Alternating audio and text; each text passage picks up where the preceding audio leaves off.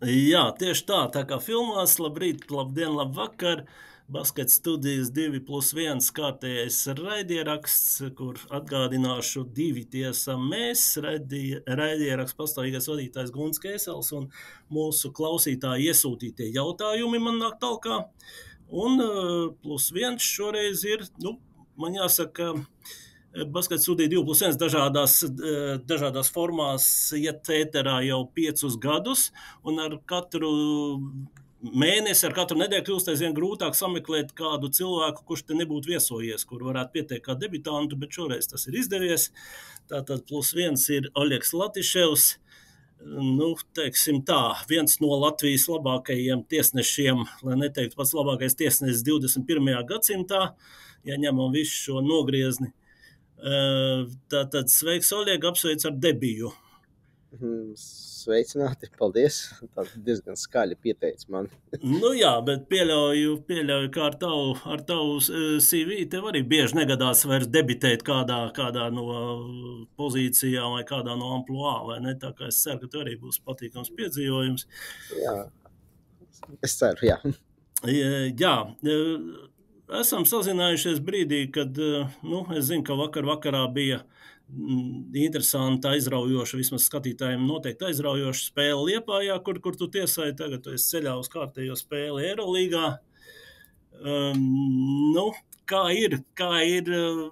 Kā jūties vispār šogad, cik liela ir bijusi slodze un ar kādām sajūtām gaida pavasari? Slodze šogad ir bijusi labāka, lielāka nekā pagājušajā gadā. Pavasari gaidu, kā jau mēs visi, kad nāk play-offi, ka mēs gaidām tos play-offs, labākās spēles, ņemot vērā, ka mūsu Eirolīgas tabula, kāda viņi ir, cik raiba viņi šobrīd ir, tad vispār nevar saprast, kas tur tiks play-offos, play-inā un tā tālāk. Un, uz katru spēli mēs ejam. Eirolīgas sauklis mums ir, katra spēle ir svarīga. Tad arī priekš tiesnešiem katra spēle ir svarīga. Jums diezgan mainās paudzes. Un jau saskaitīja, ka mums, teiksim, Eirolīgā ir ap 20 tiesnešiem, kuriem ir pāri pa 50. Un kur drīzākajā laikā, tuvākajā laikā jau tā kā plāno beigt savus karjeras. Jā. Tā kā, gaidām pavasaru. Būs interesants spēles. Noteikti. Jā, notikumiem un priekšnojotām Eirolīgā droši vien vēl pieskarsimies nereiz viens sarunas gaitā, bet, varbūt sāksim tuvāk zemē, tepat Latvijas līga. Un es zinu, ka jau pagājušās nedēļas nogalē notika tāds tiesnešu seminārs, kas faktiski, laikam iezvana tādu arī karstāko laiku basketbolā play-off laiku. Tiesneši taču arī gatavojas play-offam mērķiecīgi, vai ne? Jā, ļoti mērķiecīgi mēs gatavojamies, un par to man ir prieks, ka mums tiesnešu komisija norganizēja tādu semināru, un tur nebija tikai kaut kādi izredzētie, bet bija pietiekoši daudz arī jaunie tiesneši, kuriem būs play-off spēles arī citās līgās. Mums bija vairākas lekcijas, arī mēs mazliet pieskārāmies jaunumiem, kas es varu pastāstīt par jaunumiem, ja? Pilnīgi noteikti. Jā, mums tad bija, piemēram, Ramirenta līgā mums tagad būs iespēja izmantot video atkārtojumu, lai mūsu kāda kļūda, teiksim, auts vai piezīme parastā vai nesportiskā, teiksim, neietekmēt spēles rezultātu, kas var mums vienmēr palīdzēt, jo pie ekrāniem vienmēr, pie TV ekrāna vienmēr var labāk redzēt. Un treneri, man liekas, ka es esmu redzējis, ka viņi jau grib izmantot, viņi jau saprot, kā to dara, bet varbūt, ja kāds treneris klausās, tad es ieteiktu viņam padomāt par tādu lietu, ka ir viena kamera no augšas, un vai no tās vietas būs iespējams redzēt to, teiksim, autu uz otru pusi, teiksim, no kura spēlētāja ir izgājis bumba autā. Un tās kameras izvēle, vai tiešām no tās vietas varēs redzēt. Jo tiesnešiem ir tāds noteikums, mēs laukumā pieņemam lēmumu, Un, ja mēs video redzam, ka mēs esam kļūdījušies, mēs mainām savu lēmumu. Ja mēs kamerā redzam, ka mēs visu izdarījām pareizi, mēs atstājam. Bet ja mēs tajā kamerā nevaram neko saskatīt, ka mēs nevaram redzēt pareizi vai nepareizi, mēs paliekam pie sākotnējā lēmuma. Tā kā ņemt vērā šādu niansi priekš visiem treneriem, kas tā kā domā.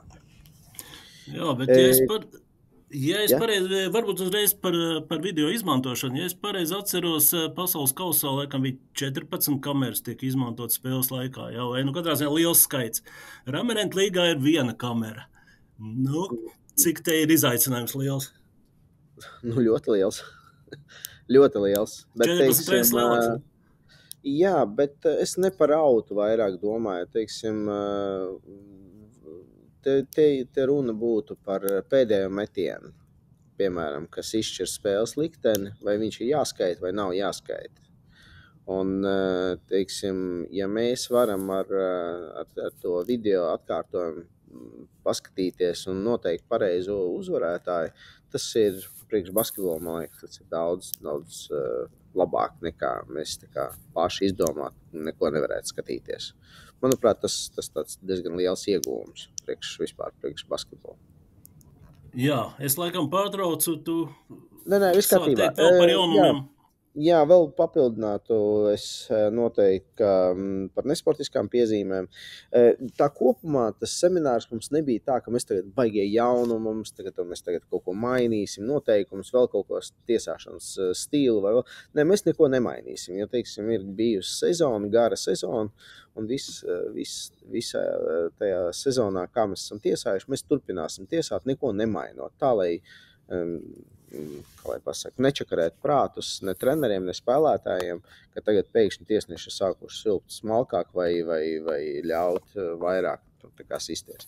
Nē, mēs turpināsim tajā pašā līmenī tiesāt, teiksim, kritērijas un kontaktu līmenis būs tieši tāds pats, kāds viņš ir bijis. Protams, ka tagad mums būs vairāk emociju, bet par nesportiskām piezīmēm, ko es gribētu pieskarties, kad ir ļoti uzmanīgi skatāmies, vai spēlētājs tas attiecās uz 3 punktu metieniem vairāk, vai viņš liek kāju zem spēlētāju zem tā, kas ir gaisā un kas met to 3 punktnieku.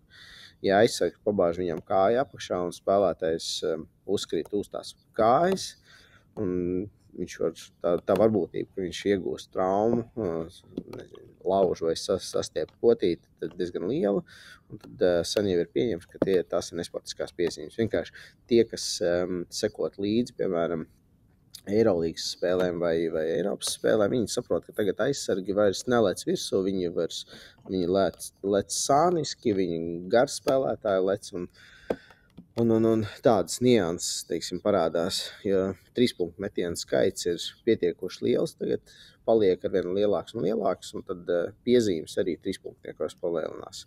Galvenais, lai tas ir, ja tā ir parastā piezīme vai nesportiska, un tad mēs, teiksim, šai niansei skatāmies un pievēršam uzmanību. Vēl viens moments būs noteikti, ka komunikācija.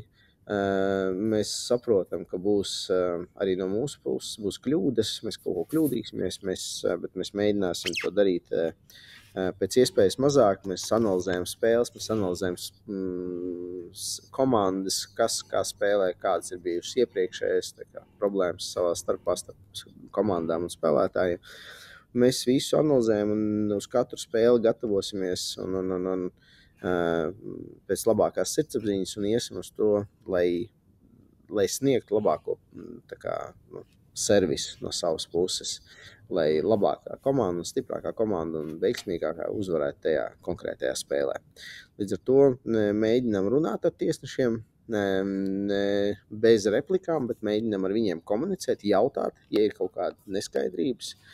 Arī ar komandas kapteiņiem mēs gribētu noteikti parunāties pirms spēles, izstāstīt viņiem,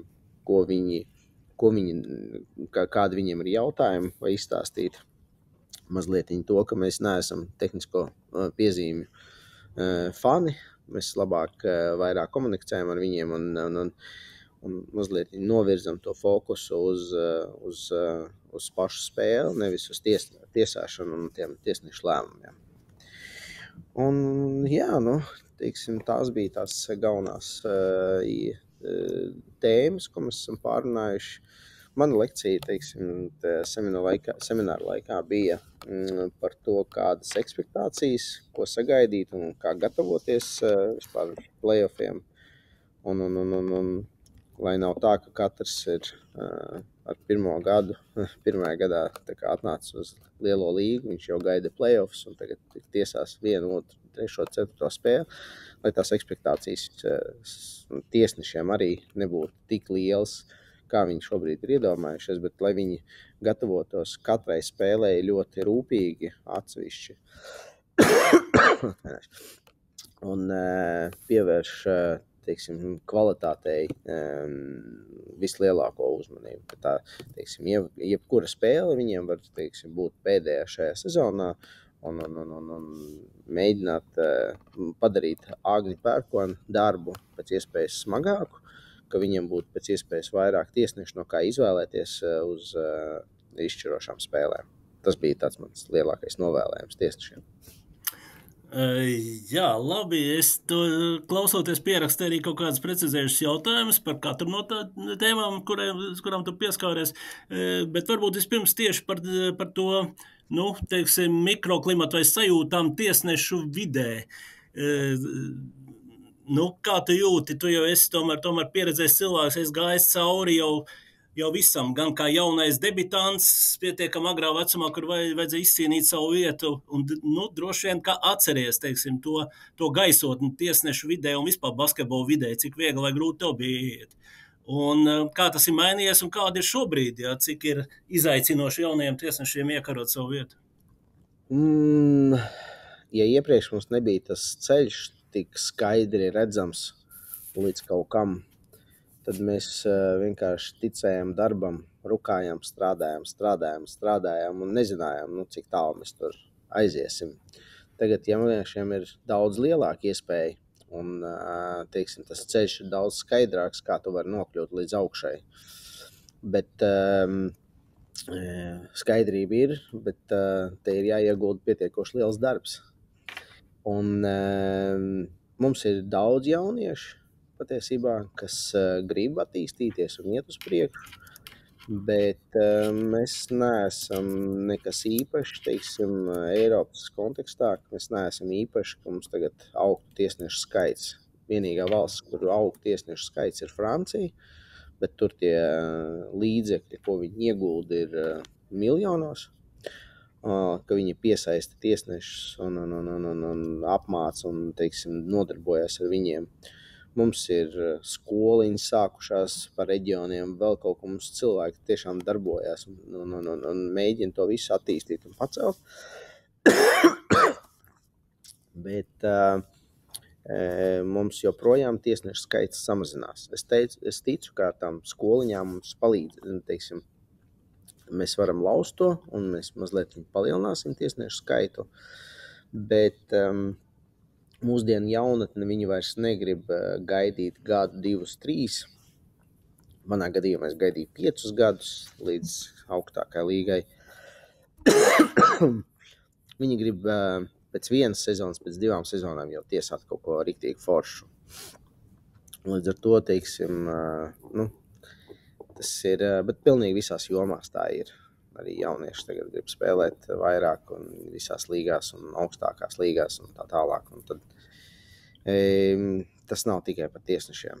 Bet kopumā es teiktu, ka tā atmosfēra mums bija ļoti profesionāla un visi tiešām bija atnākuši, tie tiesneši bija atnākuši klausīties, mācīties un attīstīties. Un es redzu, kur mēs vēl varam augt un kā mēs varam komunicēt, jo, teiksim, tā komunikācija arī mūsu savā starpā, kad mēs ejam skatīties to pašu atkārtojumu video, kā mēs savā starpā runājām, ko mēs runājām. Teiksim, Eiropā vai nākošgad, vai pēc gada, bet ir doma, ka mums varētu būt arī ka būs jāpaskaidro savus lēmums pa mikrofonu. Tā, lai pēc, tā kā NBA, piemēram. NBA un ACB līgā viņi to dara, ka viņi pienāk pie kameras, un tad tur ir viena atsevišķa kamera, viņi pienāk un pasaka, kāds ir gala lēmums un kāpēc, un kas bija pareizi vai kas bija nepareizi. Un tad mums arī savā starpā jāiemācās runāt un pārliecināt vienam otru, nevis aizstāvēt savu lēmumu, bet uztver to video atkārtojumu kā video testu, kur mēs esam pareizi vai nepareizi, jo viņš mums ļauj savu kļūdu labot. Jā, tas ir citos sporta veidos, jau tas arī tiek izmantots, un patiesībā skatītājiem ir interesanti. Jums droši vien tas, teiksim, neatvieglo darbu, bet varbūt, ka palīdz kvalitatīvāk lēmumus pieņemt, vai ne? Noteikti, ka palīdz. Galvenais, ka, teiksim, tam visam var sagatavoties. Tur mums vienkārši vajadzēs iemācīties no galvas kaut kādas standarta frāzes, kā mēs mainām lēmumu, vai mēs paliekam pie lēmumu tā, lai tā vārdnīca, tas vārdu krājums, kas tiek izmantots, būtu pasaprotams visiem. Lai spānis vai latvietis pasaka vienu un to pašu un visi saprot. Droši vien, ka starptautiskajā basketbola valodā, angļu valodā, vai ne? Jā, noteikti angļu valodā, jā, bet mūsu savā starpā tad mums vajag iemācīties klausīties vairāk un mēģināt tā kā uz noteikumiem balstītiem argumentiem tā kā pārliecināt vienam otru. Jā, ar nepacietību gaidīsim šīs izmaiņas. Es domāju, ka sēžot tribīnēs noteikti tas būs interesantāk un labāk. Jā. Bet tagad jautājums par vienu no basketbola elementiem, kuram pieskāries šī te aizsarga palīšana apakšā pie 3-punktu metieniem. Tā ir viena medaļas puse. Otrā medaļas puse ir uzbrucēju tieksme pamest to kāju uz priekšu, vai apzināti vai neapzināti reizēm arī, teiksim, līdzsvaru meklējot. Kā, teiksim, tas izskatās no tiesnešu viedokļa, cik ir sarežģīti traktēt šīs situācijas un saprast, kurā brīdī, teiksim, fizioloģiski meklējot instinktīvu kaut kādu līdzsvaru, ja tā kā ir aizgājis ne tajā virzienā vienalga vai uzbrucējiem vai aizsargam. Un kurā brīdī tas ir bijis jau apzināts gājiens? Ja es parādītu 10 epizodus un pateiktu, vai spēlētājs to apzināti darīja vai neapzināti, 10 treneri man teiktu, tas bija apzināti, 10 treneri pateikt, nē, viņš tā met. Viņam tāds metiens ir. Līdz ar to tas ir ļoti grūti nosakāms. Mēs varam redzēt tikai tās kustības, kas, teiksim, tāds īsti nav dabiskas, kad ir spēlētājs met pa grozu un pēkšņi viņam lec kāds garām. Paņēma uz sāniem to kāju, izmet un tad dabū kontaktu. Tad liekas, tas kaut kas nav normāli.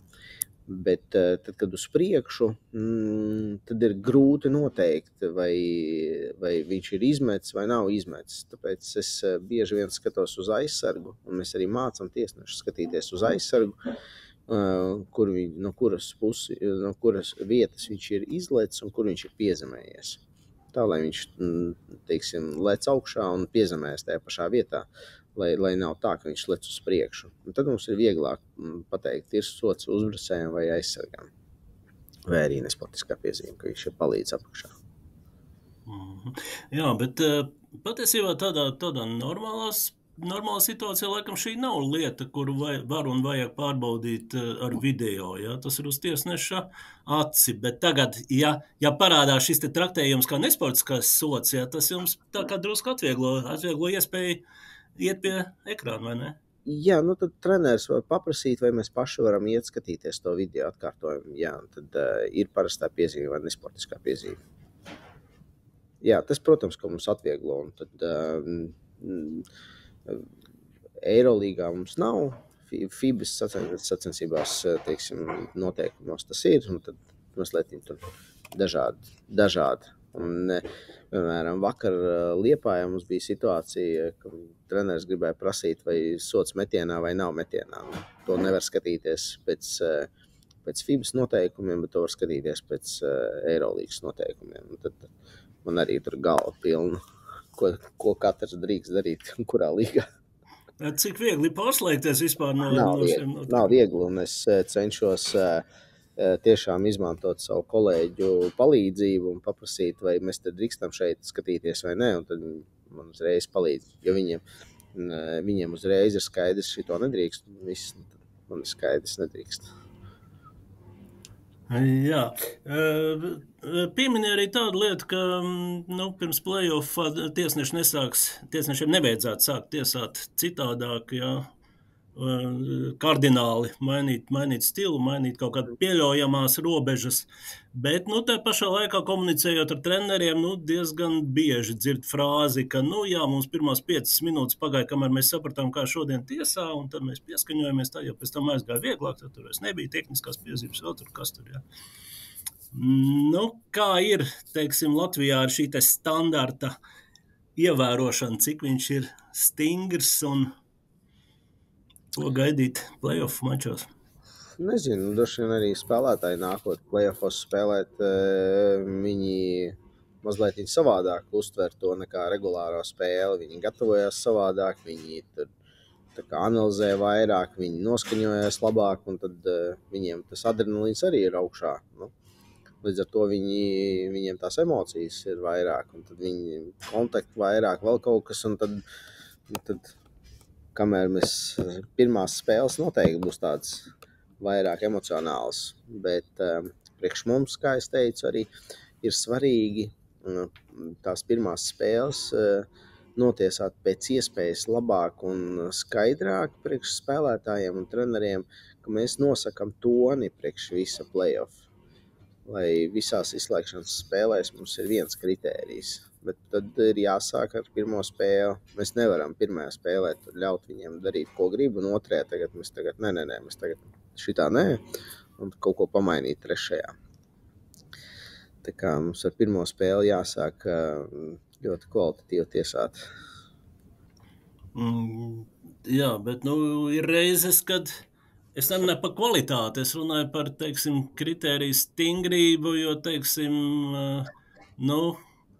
viena svarīga turnīra finālspēle pavisam nesen, kura vienu brīdi, tā kā arī man skatītājiem no malas izvērtās par tādu kā sacensību sodmetienu mešanā. Un tad tur trenerā, protams, bija neapmienāti vismaz viens komandas treneris pēc mača un tā. Ja paskatās tos cipars, tiešām sodmetienu skaits ir lielāks nekā vidēji. Jā, spriedze, jā. Mēs parasti silpjam to, ko mēs redzam. Tā arī būs. Mēs neko neizdomāsim. Tas svarīgākais ir arī priekš tiesnešiem, kas tika pateikts, ka neko neizdomāt. Ja neredz, tad nesilp un viss. Ja redz pārkāpumu, tad silp.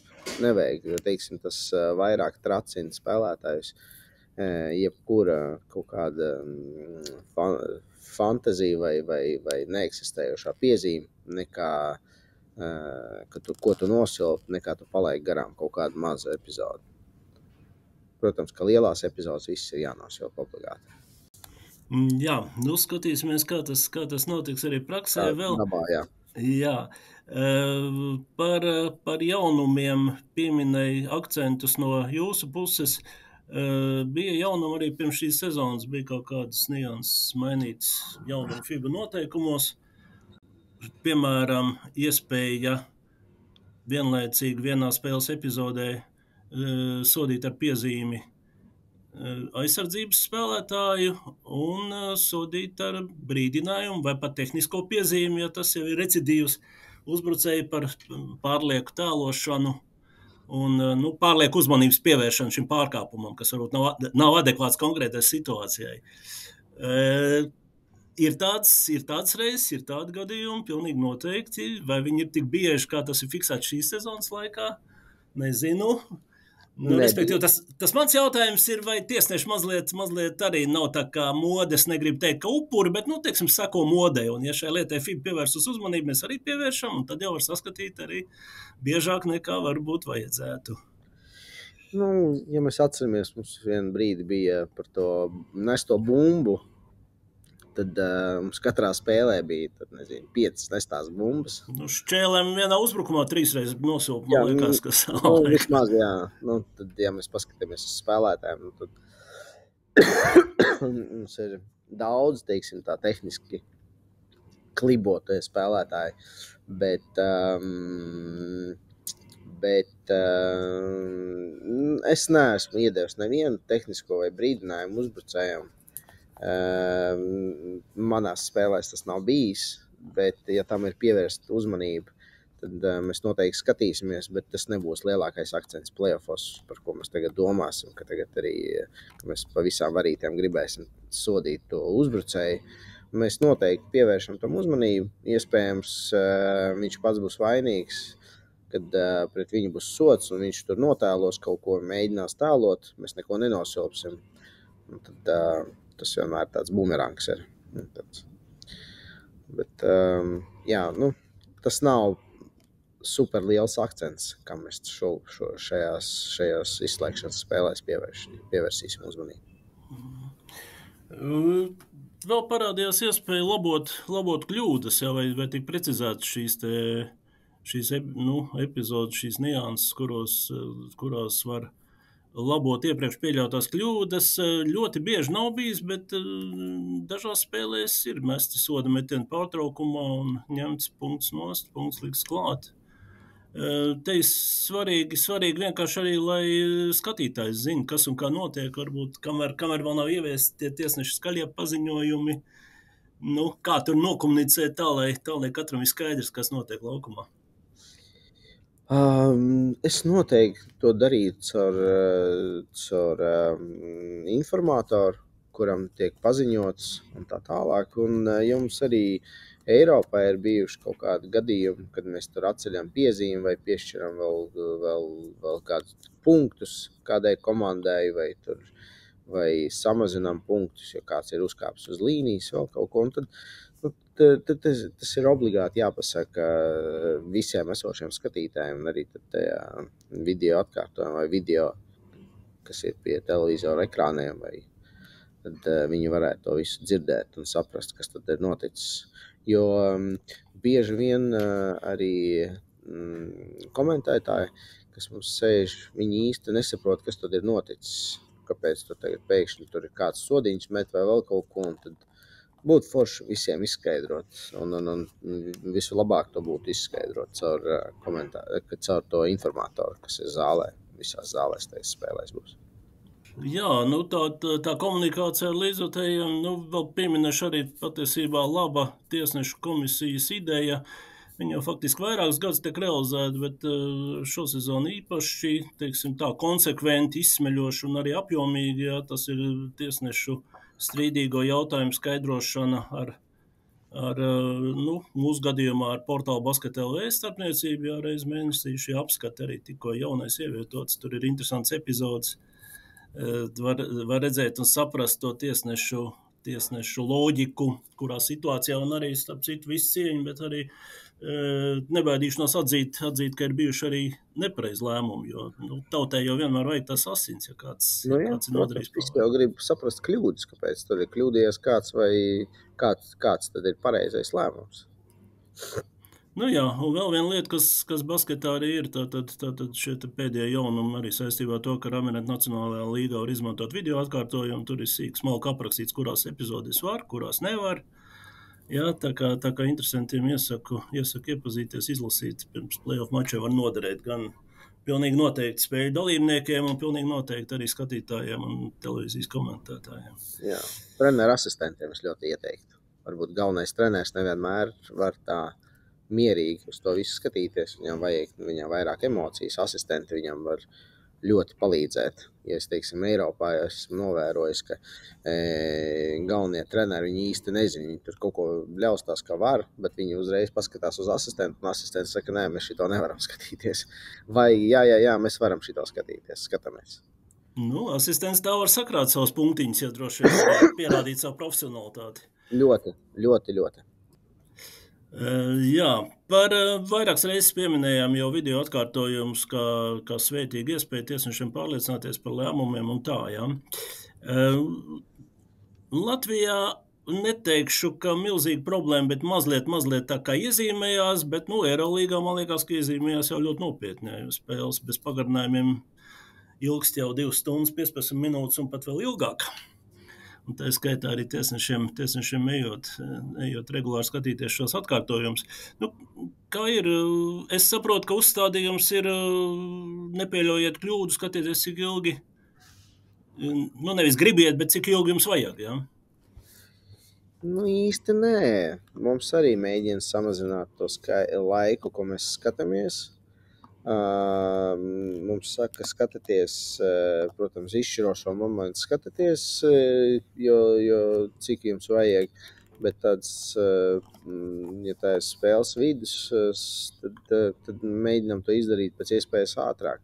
Un arī šogad mums ir tā, ka mēs paši kontrolējam to ekrānu un tā kā virzam visas tās kameras un izvēlamies, tas ir daudz ātrāk paliek. Domāju, ka sekundi mēs kaut kādas 20 esam minējuši uz tā vidēji.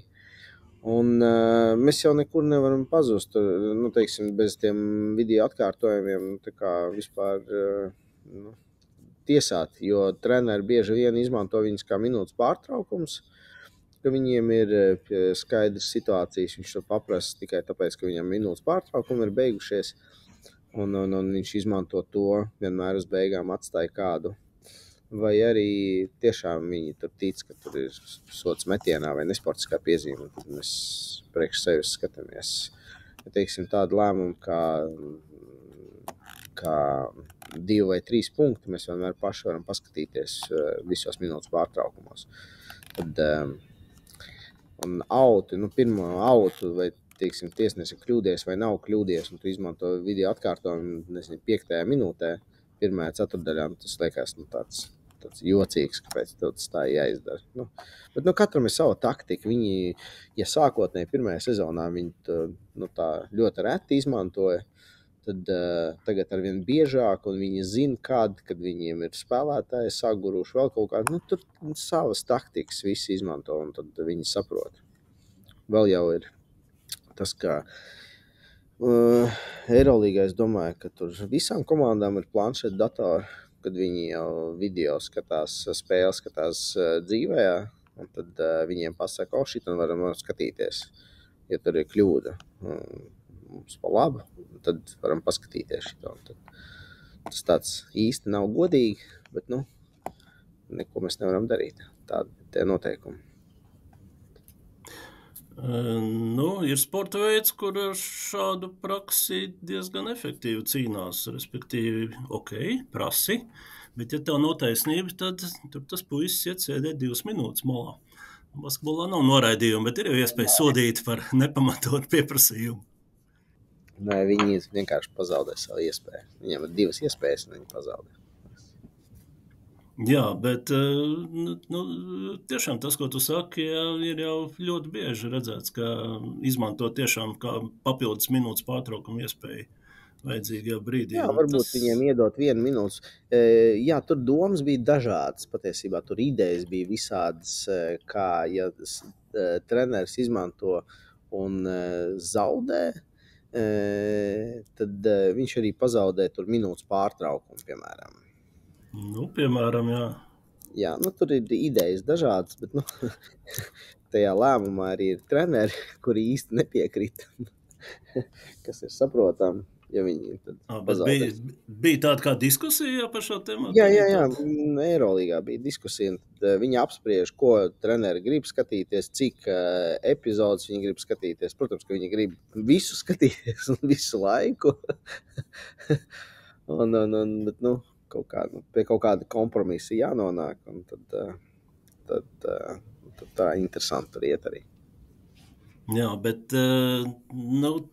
teiksim, noteikumu pilnveidošana un dažādi nianšu pilnveidošana, tas jau tās nepārtrauc process. Īpaši basketbolā jau viņš, teiksim, ir 100 gadu garumā un ļoti, ļoti intensīvi. Un cik lielā mērā, teiksim, aktīvo tiesnešu domas tiek ņemts vērā vispār?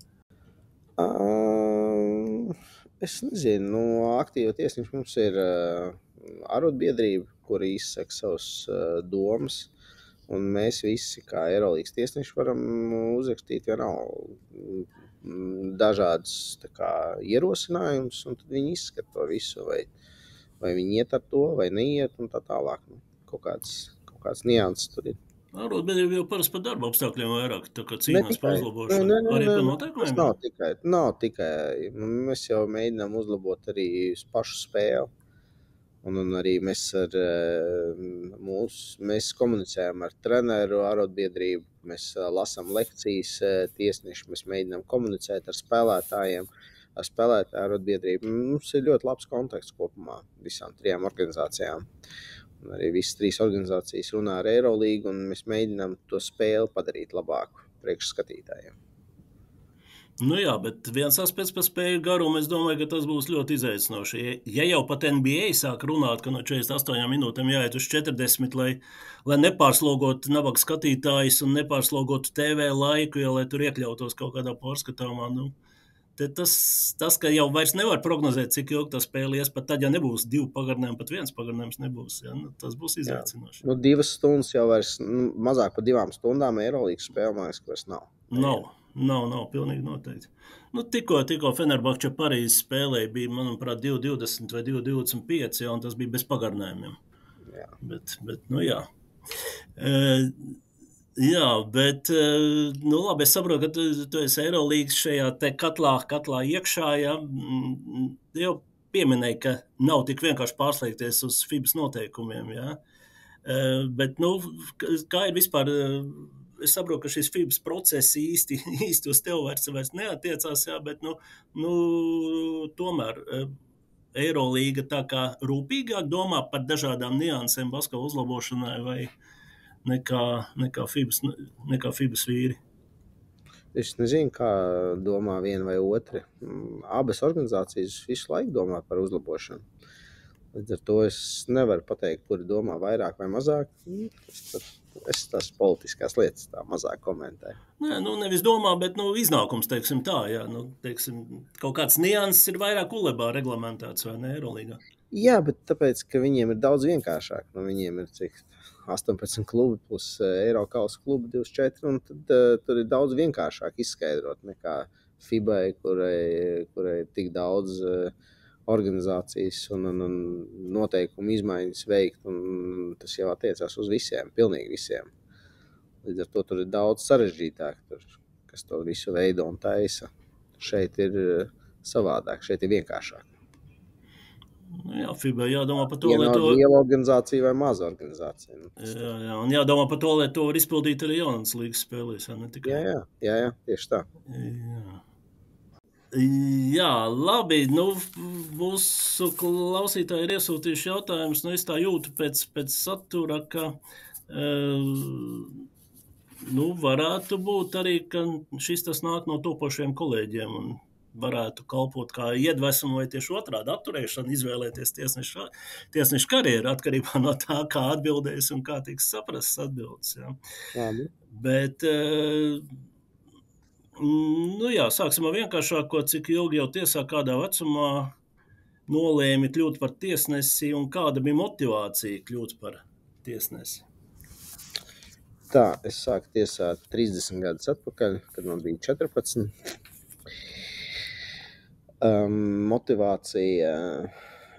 Kāda motivācija bija? Man nebija motivācijas, tāpēc, ka treneram vajadzēja tiesnesi. Viņš teica, tu esi tas pedantiskākais, kurš laicīgi nāk uz treniņiem un tā tālāk, tu varētu būt labs tiesnesis. Tad, jā, tas arī tā tas bija. Tad ir jā, bet nākamais jautājums, kurš bija tas brīdis dzīvē, kad sapratāt, ka tiesāšana būs jūsu pamatdarbs?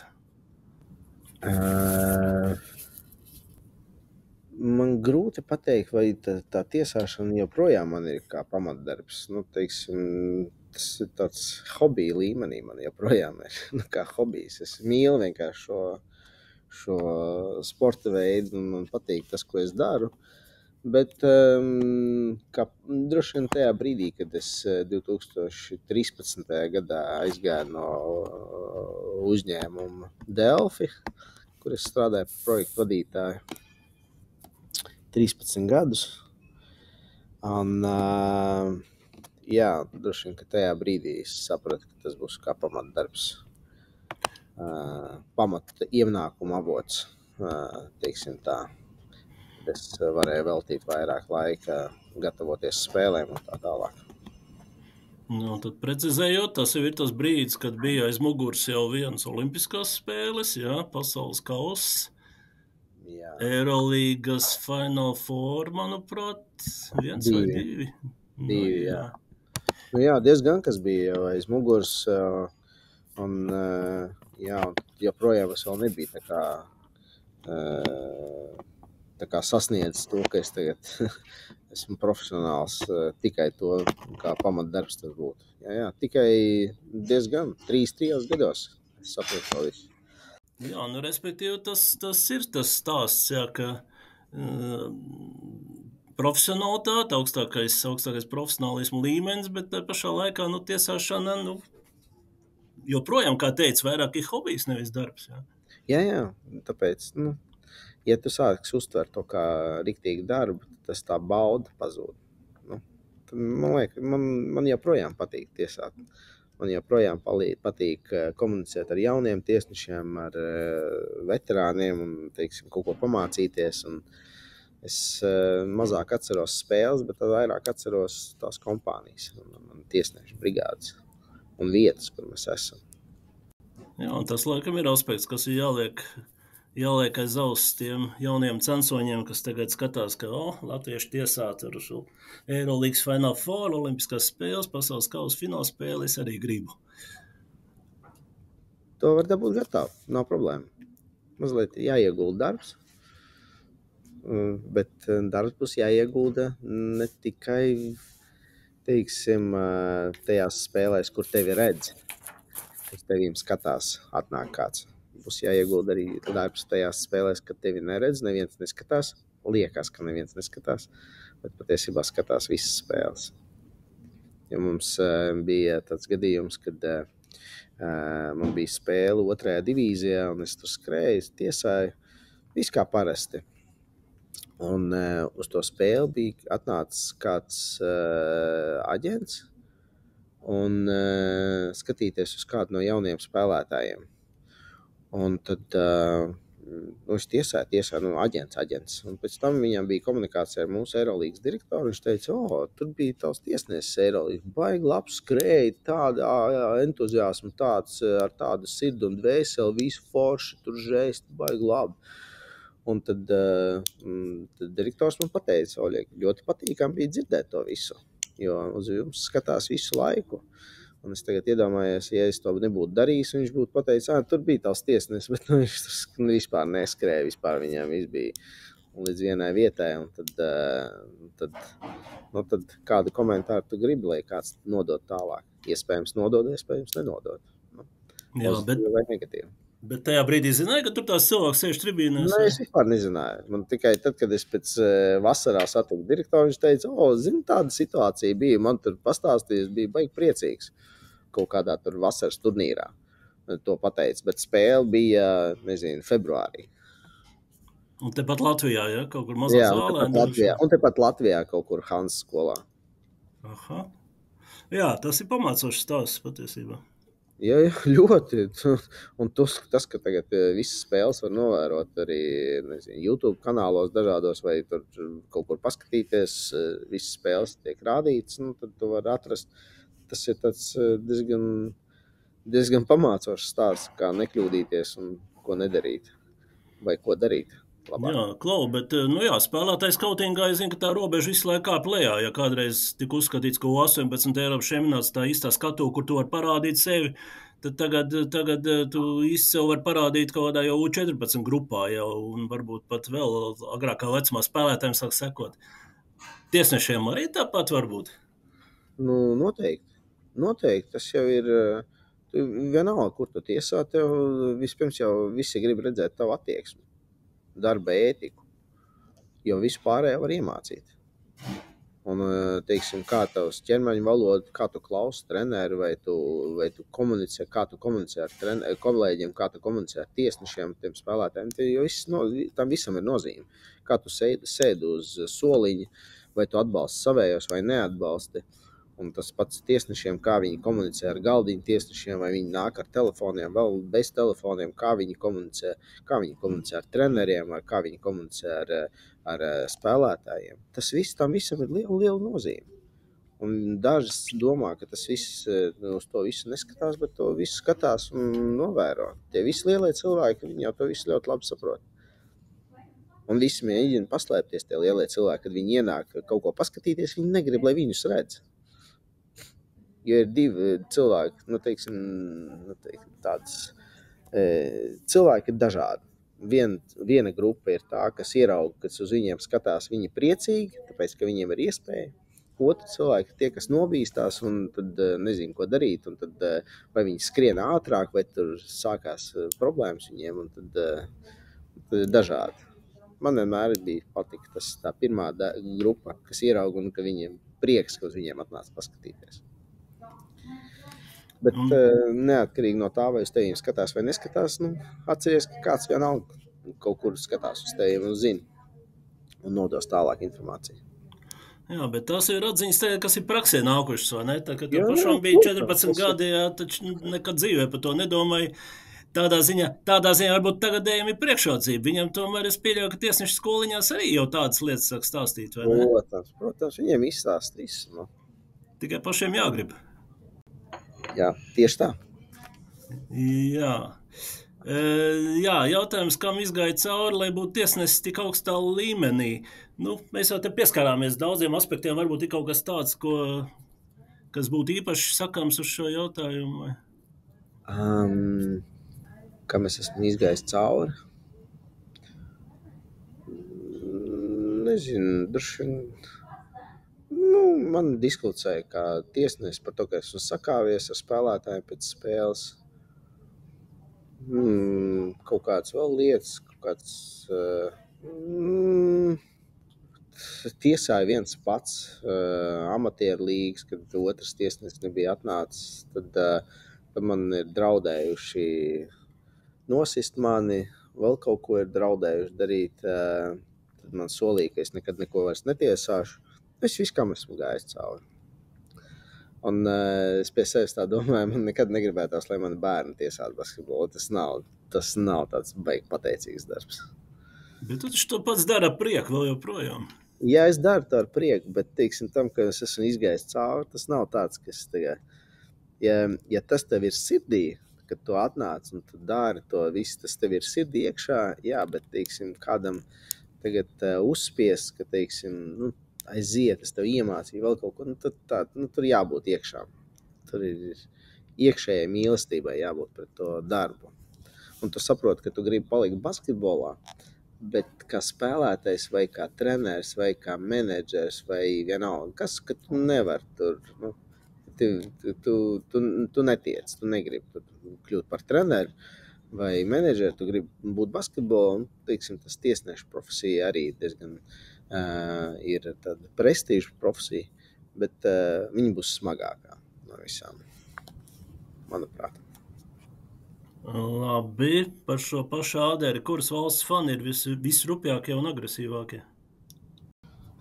Tad top 3 droši vien ir Grieķija, Turcija, Serbija, bet arī tikai atsevišķas komandas, teiksim, es teiktu. Bet, jā, tās 3 valsts ir tāds, viņi saprot basketbolu, ļoti labi saprot basketbolu, un viņi zina, kā taisīt spiedienu uz tiesnešiem, kurās epizodēs. Jā, es dzirdēju šķiet no viena tavu kolēģi arī atziņu saistībā ar to, kas notiek tagad Latvijas jaunās basketbola līgas tribīnēs vienā otrā mačā un kāds ir spiediens uz jauniem tiesnešiem un tā, jā. Es esmu dzirdējis daudz līdzjūtības vārdus par šo tematu, bet es esmu dzirdējis arī tekstu, ka, ko tad tu teiksi, tad, kad tev vajadzēs tiesāt Serbijā, labāk pierod jau tagad, jā. Es tā īsti negribu tam piekrist, jo, teiksim, jaunās līga tiesā bērni. Un līdz kaut kādām vecumam, tie vecāki šobrīd ir palikuši mazliet jau neadekvāti. Un ir bijušas reizes, kad man vajadzēja tā kā iejaukties starp vecākiem, vai nekaujās savā starpā. Es saku, cilvēki mīļie, ko mēs tagad runājam? Jūs nenormāli esat. Tagad viens otru tur gribēja pa muti sist. Tikai tāpēc, ka kāds kaut ko ir pateicis viņa dēlam, vēl otram dēlam. Un baigi grūti. Un es atceros sevi, ka es tur nācu mājās no jaunas līgas spēlēm, es raudāju, es vispār negribēju to svilpi, bija izmēs miskastē, un tad man bija grūti.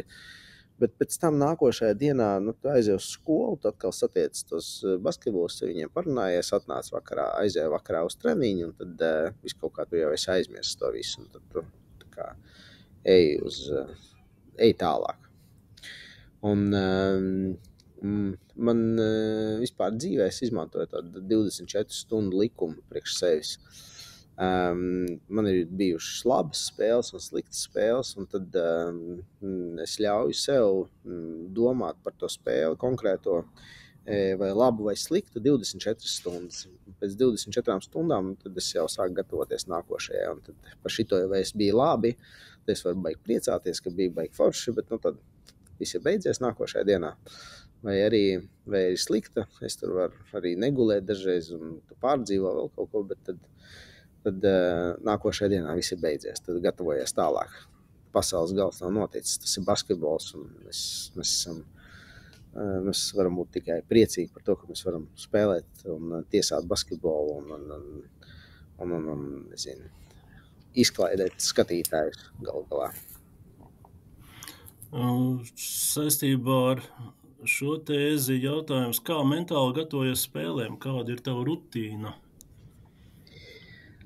Noteikti es spēju spēlētājus, treneris, viņu spēles stilu, kā viņi savā starpā spēlējuši iepriekš tās komandas. Tad ir kolēģi, ar ko es tiesāju. Tad mēs mēģinām izveidot tādu foršu atmosfēru savā starpā, kā mēs palīdzām viens otram. Bieži tas sanāk, dažreiz nesanāk. Tad tās nav tās labākās spēles, ko tu aizved. Kopumā, jo vairāk tu skaties, teiksim, to komandu video pirms spēles, kuru tu tiesās, jo vairāk tu esi gatavs. Baigi forši skatīties to tās komandas, nezinu, kaut kādas, teiksim, rīta pusē mums vakarā ir spēle, tad mums ir ap 12. mums ir sapulce. Pusdienām vai no rīta, parasti ir 12. Tad mēs izējām cauri, teiksim, noskatāmies pa vienu komandu 10 videoklipus, pa otru 10 videoklipus, un tad tev ir tā skaidrība, baigi svaigā. Un tad tu no pēdējām spēlēm paskaties, ko viņi dara, jo katra komanda jau mēģina pārsteigt. Ir īpaši tagad uz katru spēli, jo visas kombinācijas, visu ir izpētījuši, tad visas komandas mēģina tagad kaut ko pārsteigt, kaut kādas jaunas lietas izdarīt, vēl kaut ko, un tad mēs arī tās lietas pētam, un tad mēģinām pielāgoties, un mēs mēģinām būt gatavi tam visam. Tas ir tas, kā es gatavojos. Dažreiz palas grāmatas, man pateikt palasīt grāmatas. Ne par basketbolu? Ne par basketbolu, ne. Jā, te ir divi jautājumi, kas varbūt tā kā balansē uz iespējas atbildēt, vai labāk nē, jo es nezinu, cik man ir bijusi runa ar taviem kolēģiem, arī ar tev pašu, jā, tomēr tiesneši no tādam konkrētu epizožu analīzes publiskas parasti cenšas izvairīties, bet te ir jautājums, kur spēlētāji tiesāšanas karjerā bijuši visrupjākie, visvairāk runājuši pretī. Un otrs jautājums, vai Dāvis Bertāns varētu būt tiesnesis? Viņam to nevajag. Es domāju, ka viņš darīs kaut ko citu. Viņš negribēs, lai uz viņu visi bļauj, lamā viņu. Es domāju, ka viņš neizvēlēsies kļūt par basketbolu tiesnesi. Un par spēlētājiem, kuri ir rupji un tā tālāk, man vienmēr ir bijis tāds izaicinājums ar visiem spēlētājiem atrast kaut kādu kopēju valodu. neatkarīgi no tā, cik lieli varbūt kretīni viņi ir vai teiksim, cik ļoti viņi nemīlē tos tiesnešus. Un tad bieži vien man ir sanācis, bet par tiem rupējākiem es pat nevaru pateikt tagad. Man ir kaut kāda uzvārda, bet viņi joprojām spēlē, tad, lai viņi joprojām spēlē, tad es neeskaršu viņus. Labi, un tad ir vēl jautājums, pēc cik gadiem tiesnesis noliekot savu mandātu drīkst komentēt citu tiesnešu kļūdas? Nekad. Jā, tomēr tā tiesnešu profesionālā solidaritāte laikam tomēr ir ļoti svarīga lieta, lai arī publika reizēm prasa asins un prasa skaidrību arī tādu izteiktu kļūdu gadījumos. Ja? Tas ir jāatstāj žurnālistiem un treneriem un spēlētājiem, ja? Bet tiesneši paši to risina mājas kārtībā, vai ne? Jā, es noteikti neatbalstu. Teiksim, mums arī ir kaut kādas tur Eiropā ir, kas mums tur komentē, kas viens no mūsu bijušajiem kolēģiem, tas nav tas, kas ir, manuprāt, korekti pret kādu no kolēģiem, ar ko viņš ir bijis kopā. Tāpēc man tā bēdīgi skatīties uz to visu. Arī to, ka ir pieprasījums pēc tādiem komentāriem. Droši vien, jā. Arī tas, ka pieprasījums ir. Jā, droši vien patiesībā te jau var vilkt paralēlus arī no spēlētājiem, treneriem, arī cik viņi ir prasīgi pret saviem kolēģiem, pret citiem treneriem, varbūt kaut kādās epizodēs publiskajās, aizmirstot, kā ir pašiem gājis karjerā vai... Teiksim, tad, kad treneri savā starpā tur viens pa otru kaut ko runā, vēl kaut ko, tad es tur saprotu. Bet tad, kad kāds treneris ir beidzis un sāk komentēt, to viņš ir izdarījis nepareizi, šito viņš ir izdarījis nepareizi, tad man vienmēr liekas tas tā.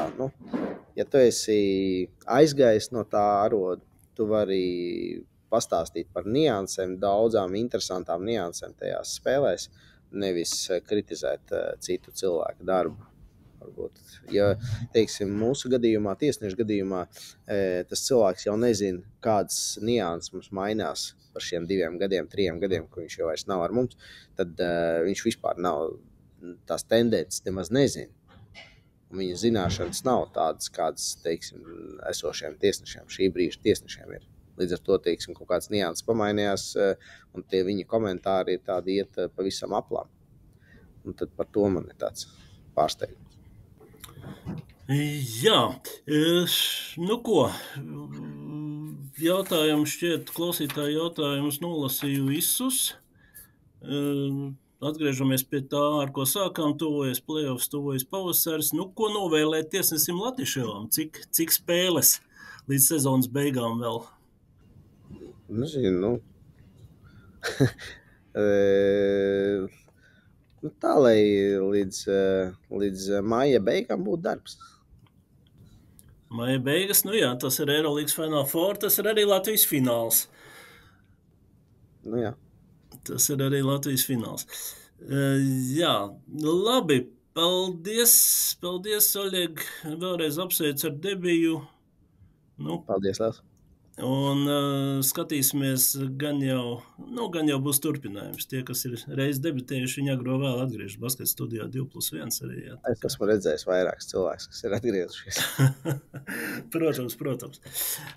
Tā kā vēlreiz paldies. Un, skatāmies kalendārā. Kalendārs ir tagad pārblīvēts ar svarīgām izšķirošām spēlēm šonedēļ. Tad Optibet Latvijas-Igaunijas līgas izšķirošie mači, kur ir tiešām aizraujoši Latvijas klubi nostartējuši labāk nekā visās iepriekšās sezonās. Jā, varbūt pat tā, ka 6 mūsu komandas piedalās playoffā, un tas nav tāpēc, ka Igauņi kļuvuši vājāki. Es domāju, ka mūsu nostiprinājušies.